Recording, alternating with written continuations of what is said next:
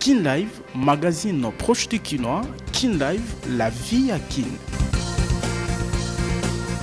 Ngonga kolanda bansango na lokota lingala na nzela ya Kin Live ekoki boye malamu bandeko balandi bokuse ya basango yango yo bobandi ya conclave pona boponami ya papi ya sika ba cardinaux électeurs kati na bango congolais Fridolin Ambongo Besungu balapi ndaye ya kobomba sekele ya maponami pe koboya ba influence ya libanda conflit na Est ekolo Congo démocratique. Président rwandais Paul Kagame a commis mercredi oyo na Paris na mboka France wapi asengeli koyambama na Élysée na homologue na ye français Emmanuel Macron.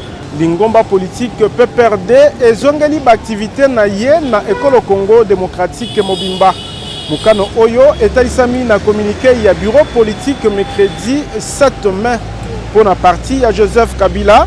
Engabene Mobeko, Mukano, il y a suspension, il y a activité, il y a PPRD et Kwei Pambate. Mikolozo Minamitano eleki kasi tribunal mokote ebi na ko statuer na likambo bafunda kibango oyo pezali ya lokuta.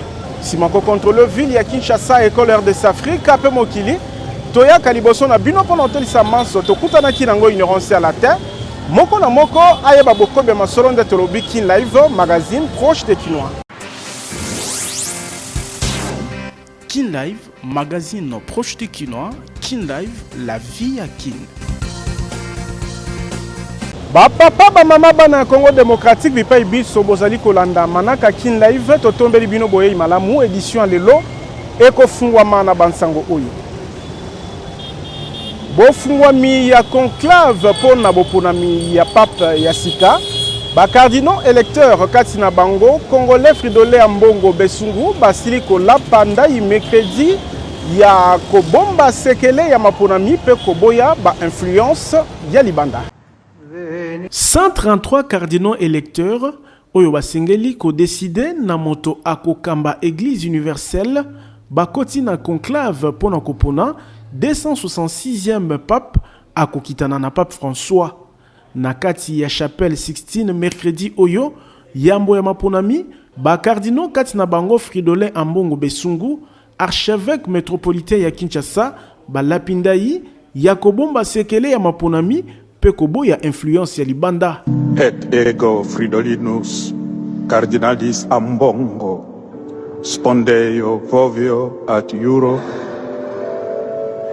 sic me Deus adiovet et hac santa Dei evangelia que manumea tango. Yambo ya bofungwami ya conclave misa elengelamaki na basilique Saint-Pierre na bokambami ya cardinal Giovanni Battista etalisi lancement spirituel ya processus ya boponami ya mokitani ya pape François tolobi tibokoyoka.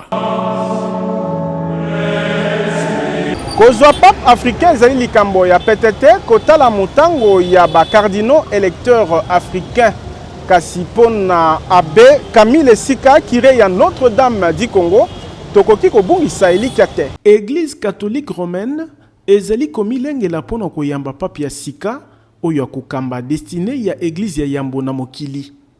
Na Afrique, ba conservateur ya ba valeur doctrinale ya église universelle posana bango ezali kozwa pape ya moyindo kasi na molongo ya 133 cardinaux électeurs 18 ya pambato 13,5% de bazali ba africain kasi atako ekozala PTT abbé Camille Esika kire ya Notre-Dame du Congo atalisi été esengeli kozala na elikia. Personne ne peut faire un pronostic disons exact de ce qui va se passer pendant le conclave pour dire que c'est elle qui va... ce sont des pronostics mais qui ne se reposent sur aucune donnée parce que tout s'est fait dans le secret. Les cardinaux n'ont pas le droit de dire même pour qui ils ont voté et tout se décide vraiment au moment du conclave. C'est pas c'est comme ça que je dis, c'est pas impossible qu'on puisse avoir un cardinal africain. Ils sont 18 sur 133.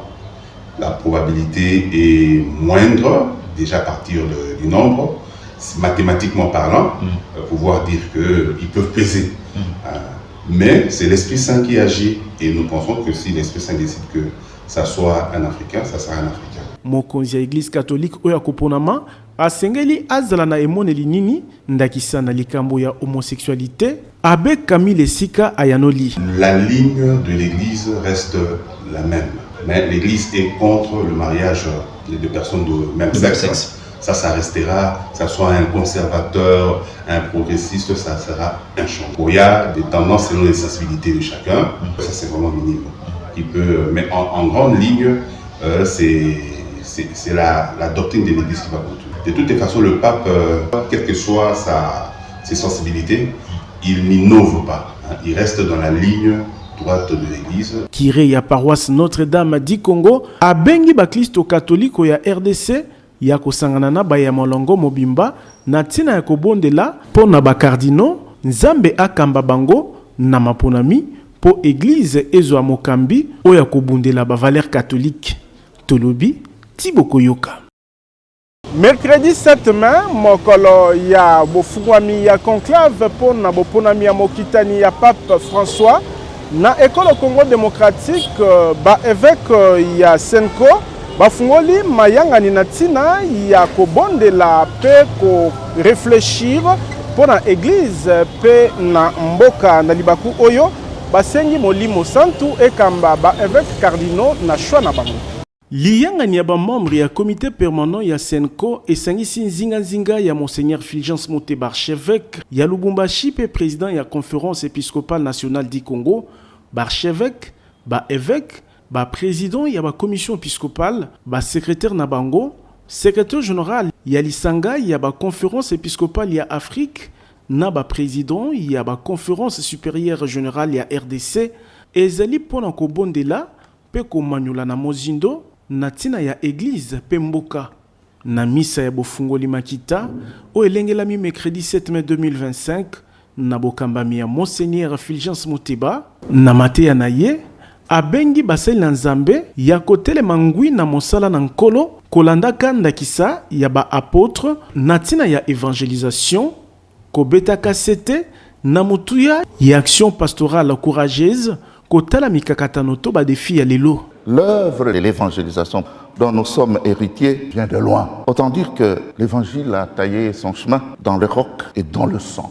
Et ça, c'est de quoi nous armer devant les difficultés que nous rencontrons dans notre ministère aujourd'hui. Et cet épisode de la mission nous pousse naturellement à imiter les apôtres. Contre vents et marées, résistants et vaillants, ils nous ont tracé le chemin que nous devons suivre sans désemparer. Na eleko oyo église catholique ya mokili eche makanisi na Rome wapi conclave ya boponami ya mokitani ya Pape François ebandi ba évêque ya ekolo Congo démocratique batalisi bomoko na tina ete molimo santu esunga ba cardinaux électeurs na choix na bango.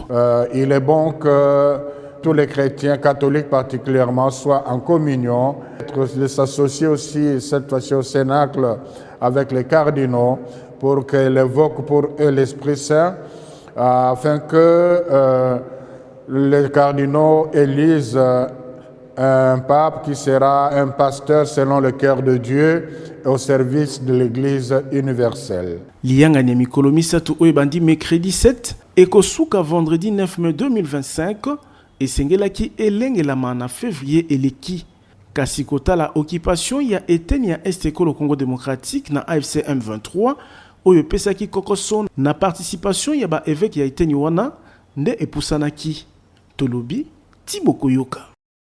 Conflit na Est Ekolo Congo démocratique, président rwandais Paul Kagame a commis Paris na mboka France mercredi oyo wapi asengeli ayambama na Élysée na homologue na ye Emmanuel Macron. Kin Live, magazine proche du Kinois, Kin Live, la vie à Kin. La situation sécuritaire na Est Ekolo Congo démocratique ezali maye esimbaki boyambami ya motindami ya Danemark na Conseil ya sécurité ya Nations Unies na boyambami na ye na mokonzi ya mboka Félix Tshisekedi Tshilombo na koyoka Brigitte Nigarde atalisi ete mboka na ye elingi kopesa maboko na effort ya bozongi ya kimia oyo ekoumela na est ya Congo démocratique. Na ekotina ye ya membre ya Conseil ya sécurité ya Nations Unies, Danemark elingi kopesa maboko na likambo ya bokengi na est ya Congo démocratique pe ko participer na ba effort ya bozongi ya kimia oyo ekoumela na eteni wana ya mboka. Na lolenge oyo nde mojalisi ya Danemark na Conseil ya sécurité ya Nations Unies pour na Grand Lac pe Sahel, Brigitte Nigarde azali na visite na ingumba mokonzi Kinshasa. Na boyamba minaye na mokonzi ya mboka Félix Tshisekedi lundi na cité ya Union africaine. Brigitte Nigarde oyo atambolaki na etuluku ya délégation danoise asololaki na mokonzi ya mboka mayi matali situation sécuritaire ekolo Congo démocratique na tina ya kososola likambo etali bitumba na est. Nous avons eu une discussion très intéressante, très importante, liée à les processus, les solutions politiques qui sont là maintenant. Il y avait des discussions à Doha, il y avait des discussions à Washington, il y avait des processus aussi pour part de l'Union africaine et nous, comme de Danemark, quand on veut jouer un rôle constructif pour voir la paix. Nous avons discuté comment est-ce que la société internationale, comment est-ce que nous pourrions jouer un rôle positif et constructif. Brigitte Nigarde akundoli na libaku oyo bitinda to ba recommandation ya Conseil ya sécurité des Nations Unies engebene résolution 2773 ya février 2025. Et des recommandations de Conseil très très claires liées à la situation dans la sous-région. Chaque partenaire, on peut voir dans la résolution des tâches, le vrai travail à faire. Et le Danemark a travaillé aussi durement pour assurer qu'on discute aussi la situation humanitaire de la région de l'Est de votre pays, parce que c'est très préoccupant. Boyba était royaume ya Danemark ezali na boyoka ni malamu na Congo démocratique. Tolobi Tiboko yoka. Nalobaki yango na ebandeli lingomba politique PPRD ezongeli ba activité na ye na mabele kolo Congo démocratique mobimba. Mukano oyo etalisami na communiqué ya bureau politique ya lingomba politique ya Joseph Kabila mercredi 7 mai 2025 wapi batalisi ete mokano ya suspension ya ba activité ya PPRD esi ekwei pambate mikolo zomi na mitano eleki tribunal mokote ebi na ko statuer na likambo bafundaki bango oyo pe ezali lokuta. Kin Live, magazine proche de Kinois. Kin Live, la vie à Kin. Présidence ya IDPS na bokambami ya honorable secrétaire général Augustin Kabouya esili konome bakambi ya ba fédération ya IDPS na bikolo ya bapaya kati na bikolo yango Italie, France, Afrique du Sud, Maroc pe Angola. Na cadre ya relance pe redynamisation ya parti mokoka 35 fédération ya IDPS na diaspora esili kozwa bakambi ya sika. Mikano to ba décision ya présidence ya parti signé na honorable Augustin Kabouya secrétaire général pe président intérimaire ya IDPS etali nomination ya ba fédéraux libanda ya mboka etangamaki liboso ya ba panzi sango mardi 6 mai na siège ya IDPS zomi na commune ya Lumete.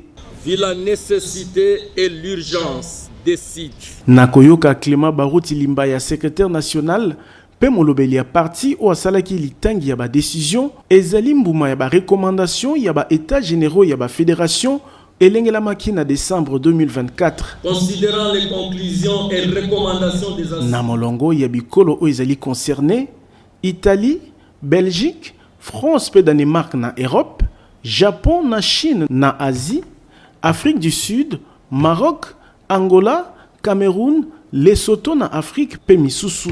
Et désigner représentant, président du comité fédéral. Ba représentant président fédéraux, ba vice-président fédéraux, ba secrétaire fédéraux, chef ya ba différents départements, il y a 35 pays, ba kombo na bango etangamaki.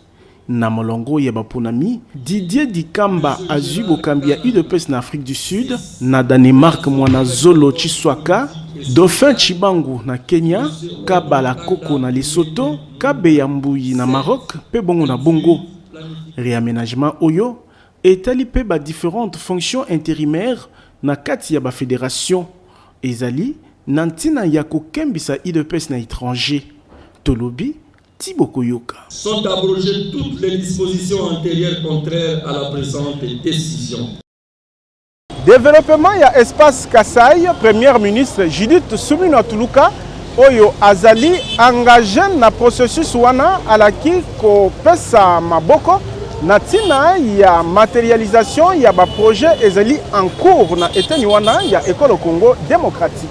Kolandela bokobi ya misala ya botongi banzela, ba bâtiment administratif, ba aéroport pe ba ouvrage mosusu, ezali maya mutuya esimbaki liangani ya mardi 6 mai kati na Premier ministre Judith Suminwa pe ba gouverneur ya Kasai Central Joseph Moïse Kambulu pe ya Kasai Crispin Mukendi. Bayangeli bituka nyonso mibale basengi accompagnement ya gouvernement central pour na exécution ya misala ya botongi ndakisa route Kananga Kalambambuji, barrage hydroélectrique ya Katende, barrage hydroélectrique ya Mbombo pe aéroport ya Kananga. Il s'agissait de faire un tour d'horizon sur la situation qui prévaut dans nos deux provinces, Kasai central et Kasai, plus particulièrement sur l'état d'avancement de travaux qui sont généralement aujourd'hui à l'arrêt. Oui, c'est demander l'accompagnement du gouvernement central pour que les travaux déjà programmés continuent et que nous ayons dans les délais impartis les ouvrages que nous attendons de tous ces travaux-là. Nous avons les infrastructures routières qui ont des problèmes particuliers.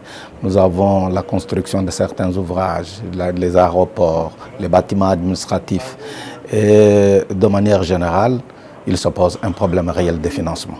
Mokonzi Yambola Matadi a assuré implication naye pour misalawana et tambola na lombango. Non, c'est de nous rassurer que le gouvernement central est totalement engagé pour que tous ces travaux-là soient exécutés dans les délais et que elle-même va faire de tout son mieux pour que ces travaux-là ne connaissent pas encore un ralenti, mais que ça aille totalement et jusqu'à la fin. Naboye Mokonzi Yambola Matadi Judith Suminwa Tuluka a réaffirmé engagement ya programme d'action Yambola Matadi naye o ezali investir na ba infrastructure pe ko prévenir na ba problème ya accès na ba services sociaux. Tolobi Tiboko Yoka. Misala ya bobongisi érosion ya lalu na mbinza delvo ekobanda soki eleko ya mpela eleki vice-premier ministre intérieur pe sécurité Jacques Chabani o akitaki sur place pour évaluer ba dégâts de asali annonce oyo. Totindami na Tata Mokonzi président de la République na mama premier ministre bayokaki situation elekaki na quartier awa balobaki na biso toya kotala toyeba kozwa ba disposition.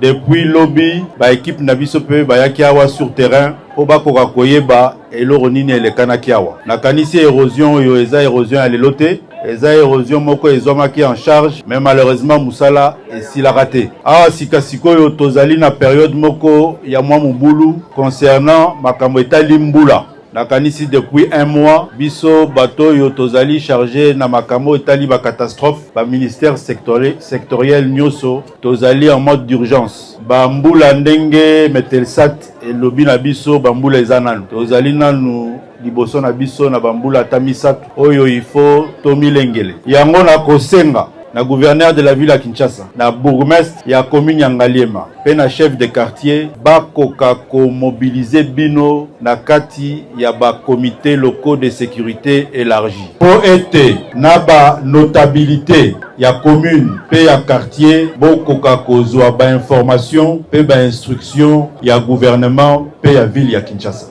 Awa tokozwa ba mesure d'urgence oyo ekofacilité biso po tokoka ko gérer érosion oyo pendant période ya mbula oyo. Donc à partir ya semaine oyo bokomona ba travaux mususu ekosalema awa. Mais ekosenga implication na bino bana ya quartier. Bokoka ko landela ba instruction oyo ville ya Kinshasa na gouvernement bakozwa pona ba travaux oyo eko permettre to stabiliser na nous érosion oyo. Le temps mbula ici là et puis après to relancer ba gros travaux oyo comme mabiso pour na stabiliser définitivement érosion oyo ezali ko s'étendre sur 3 km. Ba église ba bengami ya ko se conformer na réforme oyo ezali ko senga identification ya moko na moko. Mbela ya représentant légal ya assemblée chrétienne du message du temps de la fin Carlos Baruti na libako ya identification ya ba sel nzambe ya communauté na ye. Na cadre ya identification ya ba église, ministre d'État ya justice pe garde des sceaux aibaki na kopesa mardi 6 mai ba permis de culte na ba pasteur membre ya assemblée chrétienne du message du temps de la fin oyo ekambami na pasteur Carlos Baruti liboso ya ba sel nzambe maître Constant Mutamba Tungunga atalisaki mutuya ya opération oyo pe atelemelaki des ordres ezali na secteur ecclésiastique ndakisa nuisance sonore. L'objectif c'est d'assainir le milieu des cultes. Je tiens sincèrement à remercier le pasteur Carlos Baruti Kalala n'a cessé de nous accompagner dans la droite ligne de cette réforme. Et sengo pona pasteur Baruti oyo pona ye identification ya mangomba ezali pona kocha alima na mosala. D'abord on a signé merci par Kolo Nzambe biso to botami na Congo to kola ngisasa to la posa mboko e progresser ba to kola ngaza mona pasteur Baruti to na pasteur na bakartite mais yé ko sa réforme. Pourquoi ça une réforme? Pour tout le pasteur au bazali na chaque aspect na chaque confession.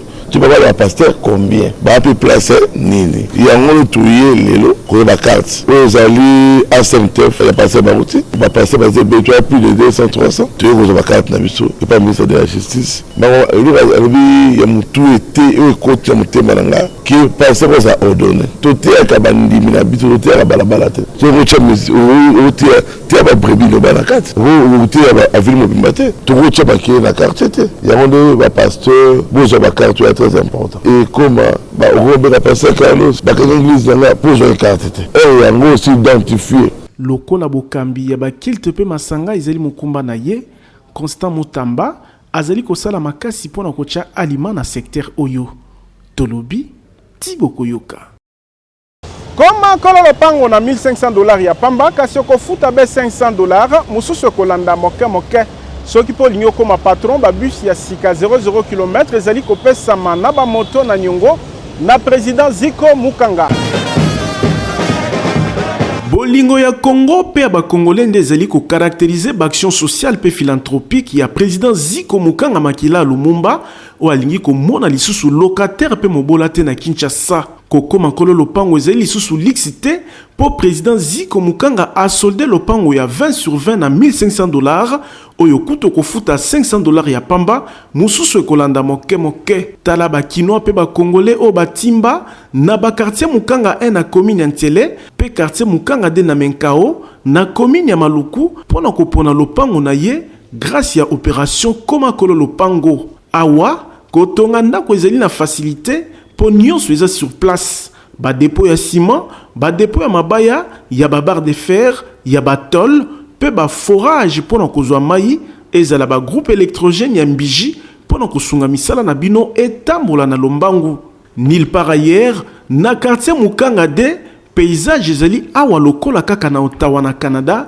mopepe kitoko mokonzi ya bawewa nyonso ya RDC amemeli bino opération comme patron ba bus Mercedes Force ya sika 00 km ezali kopesama na $30,000 ya pamba kasi okofuta be $10,000 mususu kolanda moke moto ya 2 pneus na $1,300 avance $400 moto ya 3 pneus na $4,500 ya pamba avance $2,000 aux 8 moto na yo mususu kofuta moke bongo pona ko améliorer social ya population Ziko Mukanga makila Lumumba asali 300 hectares ya bilanga pe ebele ya maziba ya mbisi pona kolesa peuple congolais poisson Ziko Mukanga na moins cher olingi o bénéficier na ba avantage nyonso oyo président ya ANIPTNC apesi bino adresse ezali moko numéro 42 ya avenue Victoire na deuxième niveau ya galerie infra quartier Kauka na commune ya Kalamu Tolobi